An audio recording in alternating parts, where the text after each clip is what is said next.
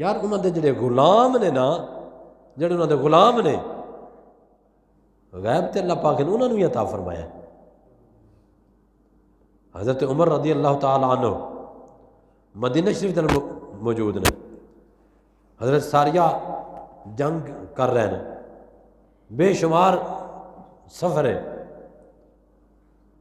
ادھر حضرت ساریہ جنگ تے گئے نے تو کفار نا پہاڑی دے پچھلے منے حملہ کرنے سازش بنا رہے ہیں، آندے پہلے تو حضرت عمر فاروق رضی اللہ تعالیٰ عنہ مسجد نبوی شریف دے اندر مدین سرکار دے منبر شریف دے تشریف فرما نے خطبہ پہ دیندے نے، خطبہ دینے یک دم سرکار نے آوازاں لائیاں، حضرت عمر فاروق نے رضی اللہ تعالیٰ عنہ نے، یا ساری الجبل یا ساری الجبل یا ساری الجبل، اے ساریہ پہاڑی طرف ویکھو، پہاڑی طرف ویکھو، انہوں نے ادھر متوجہ کر رہے ہیں۔ جڑا نبی تے اعتراض کرتا ہے اس گل نو ویکھنا چاہیے کہ غلاماں دا اے مقام ہے کہ ہزاروں میل دور آپ دا غلام صحابہ نو ویکھ رہے نے کہ انہوں نے کی ہو رہا ہے، وہ کتے کھلوتے نے تو کی کروں نے،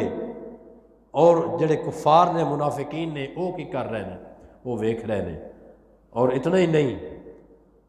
عمر فاروق نے آواز لائی ہے اتنے ہزاروں میل دور، تو کوئی سپیکر نہیں، کوئی فون نہیں سی لگیا، کوئی موبائل فون نہیں سی جہدے ذریعے آپ نے کال ماری ہوئے، بلکہ اللہ پاک دی اس عطا کیتی ہوئی طاقت دے نال ویکھیا، اکھاں دی بصارت نال ویکھیا، اور ویکھن تو بعد آپ نے اللہ دی عطا کیتی زبان دے نال آواز دیتی، آپ نے یقین سی کہ میری نظر بھی ویکھ رہی ہے تو میری آواز بھی اتنے تک پہنچے گی، تاں ہی آواز ماری ہے نا، آواز منا تاں ہی مار دینا، پتہ ہے میری آواز اتنے تک پہنچ جانی ہے، تو آپ نے آواز ماری، حضرت ساریہ نے آپ دی آواز سنی، اپنے کناں نال